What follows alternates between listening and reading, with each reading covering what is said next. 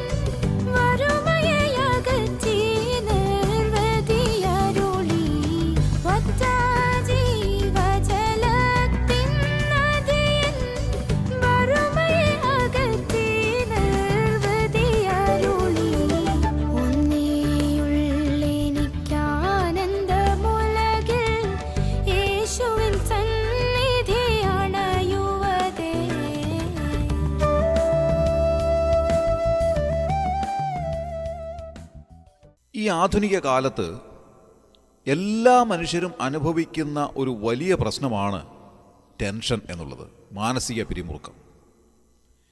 കൊച്ചുകുട്ടികൾ മുതൽ പ്രായമുള്ളവർ വരെ അനുഭവിക്കുന്ന ഒരു വലിയ പ്രശ്നമാണ് ഈ ടെൻഷൻ. അങ്ങനെ ടെൻഷൻ കൂടി ചിലർക്ക് അത് ഹൈപ്പർ ടെൻഷൻ ആകുന്നു. ആ ഹൈപ്പർ ടെൻഷൻ കാരണം മറ്റ് പല വിധത്തിലുള്ള ശാരീരിക പ്രയാസങ്ങൾ അവരനുഭവിക്കേണ്ടതായിട്ട് വരുന്നു. ഓരോരുത്തരിലും ഓരോരോ അളവുകളിലാണ് ഈ ടെൻഷൻ ഉണ്ടാകുന്നത്. പ്രത്യേകിച്ച് കാരണങ്ങളൊന്നും തന്നെ വേണമെന്നില്ല. നിസ്സാരമായ കാര്യങ്ങൾ പോലും ഒരുപക്ഷെ നമ്മിൽ വളരെയധികം മാനസിക പിരിമുറുക്കമുണ്ടാക്കാം. കുട്ടികളിലുള്ളതായ മാനസിക പിരിമുറുക്കത്തിന് അവരുമായി ബന്ധപ്പെട്ട കാര്യങ്ങളാണ് ആധാരമായിട്ട് തീരാറുള്ളത്. ഒരുപക്ഷെ അവരുടെ പഠന വിഷയങ്ങളായിരിക്കാം, അവരുടെ പരീക്ഷയായിരിക്കാം, അവരുടെ പഠനവുമായിട്ട് ബന്ധപ്പെട്ട മറ്റെന്തെങ്കിലുമൊക്കെ കാര്യങ്ങളായിരിക്കാം അവരിൽ മാനസിക പിരിമുറുക്കം ഉണ്ടാക്കുന്നത്. ടീനേജേഴ്സ് ആണെങ്കിലോ അവർക്കുമുണ്ട് അവരുടേതായിട്ടുള്ള ഒരുപാട് പ്രശ്നങ്ങൾ. ആ പ്രശ്നങ്ങൾ നിമിത്തം അവരും മാനസികമായ ടെൻഷൻ അനുഭവിക്കുന്നു. അല്പം കൂടെ പ്രായമുള്ളവരാണെങ്കിൽ, ഒരുപക്ഷെ ജോലി ആഗ്രഹിക്കുന്നവരാണെങ്കിൽ ആ ലഭിക്കാനിരിക്കുന്ന ജോലിയെപ്പറ്റിയുള്ള വേവലാതി അവരിൽ ടെൻഷൻ ഉണ്ടാക്കുന്നതാണ്. ഇനി ജോലി ലഭിക്കുമോ ഇല്ലയോ, ഇൻ്റർവ്യൂ പാസ്സാകുമോ, ഞാൻ മത്സര പരീക്ഷയിൽ കയറിക്കൂടുമോ, ഇതൊക്കെയാണ് അവരുടെ പ്രശ്നങ്ങൾ. അത് അവർക്ക് വലിയ ടെൻഷൻ ഉണ്ടാക്കും. ഇനി ജോലി ലഭിച്ചിട്ടുള്ളവരാണെങ്കിൽ ജോലി സ്ഥലത്ത് അനുഭവിക്കുന്നതായ വിഷമതകൾ, ജോലി സംബന്ധമായ പ്രശ്നങ്ങൾ, ശമ്പളത്തിൻ്റേതായിട്ടുള്ള പ്രശ്നങ്ങൾ, ഇതെല്ലാം അവരിൽ വളരെ വലിയ മാനസികമായിട്ടുള്ള പിരിമുറുക്കങ്ങൾ ഉണ്ടാക്കുകയാണ്. അങ്ങനെ അങ്ങോട്ട് നോക്കിയാൽ ജോലി ചെയ്യുന്നവർ, ജോലിയിൽ നിന്ന് വിരമിച്ച് ദീർഘനാളുകളായവർ, പ്രായമുള്ളവർ, എല്ലാവർക്കും ഓരോരോ തരത്തിലുള്ളതായ മാനസിക പിരിമുറുക്കങ്ങളാണ്. ഓരോരുത്തരുടെയും ജീവിതത്തിൽ ടെൻഷൻ നൽകുന്നതിന് വേണ്ടിയുള്ള ഒത്തിരി കാര്യങ്ങളുണ്ട്. ഒരുപക്ഷെ നിസാരമായ കാര്യങ്ങളായിരിക്കാം ചിലരുടെ ജീവിതത്തിൽ വലിയ ടെൻഷൻ ഉണ്ടാക്കുന്നത്. ഒരാളിൻ്റെ ജീവിതത്തിൽ ടെൻഷൻ ഉണ്ടാക്കുന്നതായ ഒരു കാര്യം ഒരുപക്ഷെ മറ്റൊരാളിൻ്റെ ജീവിതത്തിൽ അത് വളരെ നിസാരമായ ഒരു കാര്യമായിരിക്കാം. SSLC പരീക്ഷയുടെ റിസൾട്ട് വരുന്നതായ സമയത്ത് മിക്കവാറും നാം കാണാറുണ്ട് കുട്ടികൾ അനുഭവിക്കുന്നതായ ടെൻഷൻ. ഈ കഴിഞ്ഞ പരീക്ഷയുടെ റിസൾട്ട് വന്നതായ സമയത്തും 10 വിഷയങ്ങളിൽ 9 വിഷയങ്ങൾക്ക് A+ കിട്ടിയതായ ഒരു കുട്ടി, ഒരു വിഷയത്തിന് A ഗ്രേഡ് മാത്രമായി പോയി. അത് ആ കുട്ടിക്ക് താങ്ങാനാവുന്നതിലധികമായിരുന്നു. അത് ആത്മഹത്യ ചെയ്തു. ബാക്കിയുള്ളവരൊക്കെ മനസ്സ് വിഷമിച്ച് പറഞ്ഞു, അയ്യോ, ഇത്ര നിസാരമായ ഒരു കാര്യത്തിന് വേണ്ടിയാണോ ഈ കുട്ടി ആത്മഹത്യ ചെയ്തത്? പക്ഷേ നമ്മൾ അങ്ങനെ ചിന്തിക്കുന്നുവെങ്കിലും ആ കുട്ടിയെ സംബന്ധിച്ചിടത്തോളം അതൊരു വലിയ പ്രശ്നമായിരുന്നു. അതിന് ജീവിതത്തിൽ ലഭിക്കാവുന്ന ഏറ്റവും വലിയ ഒരു അംഗീകാരം നഷ്ടപ്പെട്ടു പോയി എന്നുള്ളതായ ഒരു ചിന്ത അതിനെ വല്ലാതെ ബാധിച്ചപ്പോൾ ജീവിതത്തിലെ ഏറ്റവും വലിയ ടെൻഷൻ അതനുഭവിച്ചു. ആ ടെൻഷൻ താങ്ങാവുന്നതിനപ്പുറമായിരുന്നു. ആ കുട്ടി ആത്മഹത്യ ചെയ്തു. ഏതാനും ചില നാളുകൾക്ക് മുൻപ് നാം കണ്ടതാണ്, 1.5 ലക്ഷം രൂപയുടെ കടമുണ്ടായിരുന്നതായ ഒരു വ്യക്തി ആത്മഹത്യ ചെയ്തു. കാരണം അദ്ദേഹത്തിന് അത് താങ്ങാനാവുന്നതിലധികമാണ്. അതിനപ്പുറത്തേക്ക് പോകുവാൻ അദ്ദേഹത്തിന് സാധിക്കുന്നില്ല. അത് തന്നെ അദ്ദേഹത്തിന് മുൻപാകെ വലിയ ഭീമാകാരമായ ഒരു പർവ്വതം കണക്കെ വളർന്നു നിൽക്കുന്ന ഒരു കാര്യമാണ്. അത് അടക്കുവാനാകാത്ത ഒരു വലിയ ടെൻഷൻ അദ്ദേഹത്തിന് സമ്മാനിക്കുകയാണ്. ആ ടെൻഷൻ അടക്കാനാവാതെ അദ്ദേഹം ആത്മഹത്യ ചെയ്തു. ഇതറിയുമ്പോൾ കോടിക്കണക്കിന് രൂപ ഓരോ ദിവസവും കൈകാര്യം ചെയ്യുന്ന ആളുകളൊക്കെ വിചാരിക്കും, ഈ മനുഷ്യൻ എന്തൊരു മടയത്തരമാണ് കാണിച്ചത്. ഇത്ര നിസാരമായ ഒരു കടബാധ്യതയ്ക്ക് വേണ്ടിയാണോ ഈ മനുഷ്യൻ ആത്മഹത്യ ചെയ്തത്?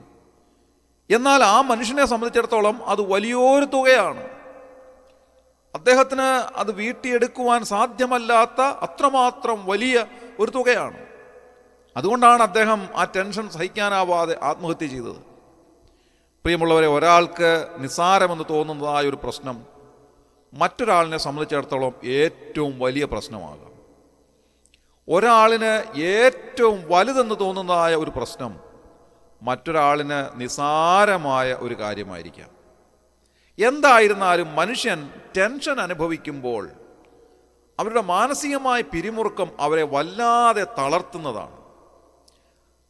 ഇങ്ങനെ നമ്മുടെയൊക്കെ ജീവിതത്തിൽ ഏതെങ്കിലുമൊക്കെ സമയത്ത് നാം മാനസികമായ പിരിമുറുക്കം അനുഭവിച്ചിട്ടുണ്ടാകാം എന്ന് ഞാൻ വിചാരിക്കുന്നു. ഈ ടെൻഷൻ അനുഭവിക്കാത്ത ഒരു വ്യക്തിയുമില്ല. ഞാൻ ആദ്യം ഓർപ്പിച്ചതുപോലെ കൊച്ചു കുഞ്ഞുങ്ങൾ മുതൽ പ്രായമുള്ളവർ വരെ ടെൻഷന് വിധേയരായിട്ടുള്ളവരാണ്. ഏതെങ്കിലുമൊക്കെ സമയത്ത് അവർ മാനസികമായ പിരിമുറുക്കങ്ങളിലൂടെ കടന്നു പോകുന്നു. നമ്മുടെ ജീവിതത്തിൻ്റെ എല്ലാ ചുറ്റുപാടുകളും നമുക്ക് എപ്പോഴെങ്കിലുമൊക്കെ മാനസിക പിരിമുറുക്കങ്ങൾ സമ്മാനിക്കുന്നു എന്നുള്ളതിൽ യാതൊരു തർക്കവുമില്ല. അങ്ങനെ മാനസികമായ പിരിമുറുക്കം അനുഭവിക്കുമ്പോൾ നാം എന്താണ് ചെയ്യാറുള്ളത്? പലരും പലവിധ കാര്യങ്ങളിലൂടെ ഈ മാനസിക പിരിമുറുക്കം കുറയ്ക്കാനായിട്ട് ശ്രമിക്കാറുണ്ട്. ചിലരാണെങ്കിൽ യാത്ര പോയിട്ട് ഈ മാനസിക പിരിമുറുക്കം ഒന്ന് കുറയ്ക്കാനായിട്ട് ആഗ്രഹിക്കുന്നു. അപ്പോഴും ആ റൂട്ട് കോസ് അവിടെ തന്നെ ഉണ്ട്, കാരണത്തിന് യാതൊരു വ്യത്യാസവും ഉണ്ടാകുന്നില്ല. മറ്റു ചിലരാണെങ്കിൽ മദ്യപിച്ച് ഈ ടെൻഷൻ കുറയ്ക്കാനായിട്ട് ശ്രമിക്കുന്നവരുണ്ട്. മദ്യപിക്കുമ്പോൾ അവർ ഈ കാര്യങ്ങളെല്ലാം മറന്നു പോകുമെന്നാണ് അവർ പറയുന്നത്. അങ്ങനെ അവർ മാനസികമായ പിരിമുറുക്കം കുറയ്ക്കാനായിട്ട് ആഗ്രഹിക്കുന്നു. പക്ഷേ മദ്യത്തിൻ്റെ കെട്ടുവിട്ട് കഴിയുമ്പോൾ വീണ്ടും ഈ പ്രതിസന്ധി അദ്ദേഹത്തിൻ്റെ മനസ്സിലേക്ക് വരികയും പൂർവാധികം മാനസിക പിരിമുറുക്കം അവർ അനുഭവിക്കുകയും ചെയ്യുന്നു. കാരണം അതിൻ്റെ യഥാർത്ഥ കാരണം അപ്പോഴും ചികിത്സിക്കപ്പെടാതെ അവശേഷിക്കുകയാണ്. വീണ്ടും അതിലേക്ക് നാം അടുത്തു വരുമ്പോൾ, ആ പ്രശ്നത്തെപ്പറ്റിയുള്ളതായ ചിന്ത നമ്മുടെ മനസ്സിലേക്ക് വരുമ്പോൾ പഴയതിനേക്കാൾ ടെൻഷൻ അനുഭവിക്കുന്നവരായി നാം തീരുകയാണ്. എന്നാൽ ഈ ടെൻഷനെല്ലാം കുറയ്ക്കുവാൻ നമുക്ക് സാധിക്കുന്ന ഏക കാര്യം എന്താണ്? ഒരുപാട് മാർഗങ്ങൾ തേടിപ്പോകുന്നവരുണ്ട്. ആ മാർഗങ്ങളെല്ലാം പരിശോധിച്ചാലും അതിൻ്റെ കാരണത്തെ ചികിത്സിക്കാതെ അതിൻ്റെ ലക്ഷണങ്ങളെ ചികിത്സിക്കുന്ന ചികിത്സകൾ മാത്രമാണെന്ന് മനസ്സിലാക്കുവാൻ കഴിയും. ഡോക്ടേഴ്സ് എപ്പോഴും പറയാറുള്ളതായ ഒരു കാര്യമാണ്, ചെറിയ തലവേദനയോ ഒക്കെ വരുമ്പോൾ നാം സാധാരണയായി ചെന്ന് തലവേദനയ്ക്കുള്ളതായ ഒരു ചെറിയ ടാബ്ലറ്റ് കഴിച്ച് തലവേദന കുറയ്ക്കാനായിട്ട് ശ്രമിക്കും. പക്ഷേ ആ തലവേദന എന്ന് പറയുന്നത് മറ്റേതെങ്കിലും ഒരു അസുഖത്തിൻ്റെ ലക്ഷണമാണോ എന്നുള്ളത് നമുക്കറിഞ്ഞുകൂടാ. അത് കൃത്യമായി അറിയണമെങ്കിൽ വിദഗ്ധനായ ഒരു ഡോക്ടറെ നാം സമീപിക്കേണ്ടതായിട്ടുണ്ട്. അതേപോലെ തന്നെയാണ് മാനസികമായ ടെൻഷനും. ഈ ടെൻഷൻ്റെ കാരണം എന്താണ് എന്നുള്ളത് കൃത്യമായി അറിഞ്ഞ് അതിനെ ചികിത്സിക്കാൻ അറിയാവുന്ന ഒരു ഭിഷഗ്വരനെ സമീപിച്ചെങ്കിൽ മാത്രമേ നമ്മുടെ യഥാർത്ഥത്തിലുള്ള കാരണത്തിന് പരിഹാരം ഉണ്ടായി ആ മാനസികമായ ടെൻഷൻ നമ്മിൽ നിന്ന് മാറിപ്പോവുകയുള്ളൂ. അതിനെന്താണ് ഒരു വഴി? അതാണ് നമ്മൾ മാർത്തയുടെയും മറിയയുടെയും ഭവനത്തിൽ കാണുന്നത്. കർത്താവായ യേശു ക്രിസ്തു ആ ഭവനത്തിലേക്ക് ചെല്ലുമ്പോൾ മറിയ കർത്താവിൻ്റെ കാൽക്കലിരുന്ന് വചനം കേട്ടുകൊണ്ടിരുന്നു. മാർത്തയോ ശുശ്രൂഷകളാൽ വളരെ കുഴങ്ങിയിട്ട് കർത്താവിൻ്റെ അടുക്കൽ വന്ന് പറയുകയാണ്, കർത്താവേ, എൻ്റെ സഹോദരി എന്നെ ശുശ്രൂഷയ്ക്ക് തനിച്ചു വിട്ടിരിക്കുന്നതിൽ നിനക്ക് വിചാരമില്ലയോ? അതിന് കർത്താവ് മറുപടി പറയുന്നത് എന്താണ്? മാർത്തയെ, നീ പലതിനെ ചൊല്ലി വിചാരപ്പെട്ടും മനം കലങ്ങിയിരിക്കുന്നു. അല്പമേ വേണ്ടു, അല്ല ഒന്നു മതി. മറിയ നല്ല അംശം തിരഞ്ഞെടുത്തിരിക്കുന്നു. നോക്കുക, അല്പമേ വേണ്ടു, അല്ല ഒരു കാര്യം മതി നമ്മുടെ എല്ലാം സമാധാനം നഷ്ടപ്പെടാനും നമുക്ക് ടെൻഷൻ ഉണ്ടാകാനും മാനസികമായ പിരിമുറുക്കം ഉണ്ടാകാനും ഒരു ചെറിയ നിസാരമായ കാര്യം മതി. എന്നാൽ ആ മാനസികമായ പിരിമുറുക്കം കുറയ്ക്കുവാനും ഇല്ലാതെയാക്കുവാനുമുള്ള ഏക വഴി എന്താണ്? അതാണ് മറിയ തിരഞ്ഞെടുത്തത്. കർത്താവിൻ്റെ അരികിലേക്ക് ചെന്നു, കർത്താവിൻ്റെ കാൽക്കലിരുന്ന് അവിടുത്തെ വചനം കേട്ടു. നാം സങ്കീർത്തനത്തിൽ ഇത് തന്നെയാണ് വായിക്കുന്നത്. 34-ാം സങ്കീർത്തനം 18-ാമത്തെ വാക്യത്തിൽ, ഹൃദയം നുറുങ്ങിയവർക്ക് യഹോവ സമീപസ്ഥൻ, മനസ്സ് തകർന്നവരെ അവൻ രക്ഷിക്കുന്നു. കർത്താവിൻ്റെ അരികിലേക്ക് മനസ്സ് തകർന്നിരിക്കുന്ന ആരെങ്കിലും ചെല്ലുന്നുവെങ്കിൽ അവരെ രക്ഷിക്കുന്നവനാണ് കർത്താവ്. തകർന്നും നുറുങ്ങിയുമിരിക്കുന്ന ഹൃദയത്തെ ആശ്വസിപ്പിക്കുവാനും ധൈര്യപ്പെടുത്തുവാനും അവരുടെ പ്രശ്നങ്ങൾക്ക് പരിഹാരം നൽകുവാനും കഴിവുള്ള ഒരേ ഒരുവൻ കർത്താവ് മാത്രമാണ്. ആ കർത്താവിൻ്റെ സന്നിധിയിലേക്ക് നാം അടുത്ത് ചെല്ലുമ്പോൾ നമുക്ക് ആശ്വാസം ലഭിക്കുന്നു, ആനന്ദം ലഭിക്കുന്നു.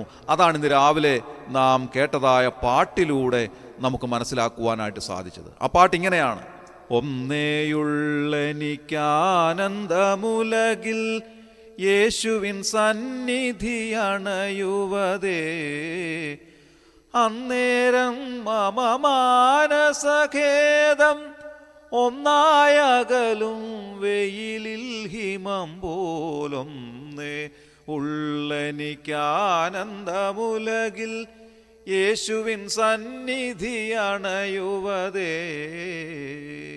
ഈ ലോകത്തിൽ എനിക്ക് ലഭിക്കാവുന്ന ഏറ്റവും വലിയ ആനന്ദം എന്ന് പറയുന്നത് കർത്താവിൻ്റെ സന്നിധിയിലേക്ക് ഞാൻ ചെല്ലുന്നതാണ്.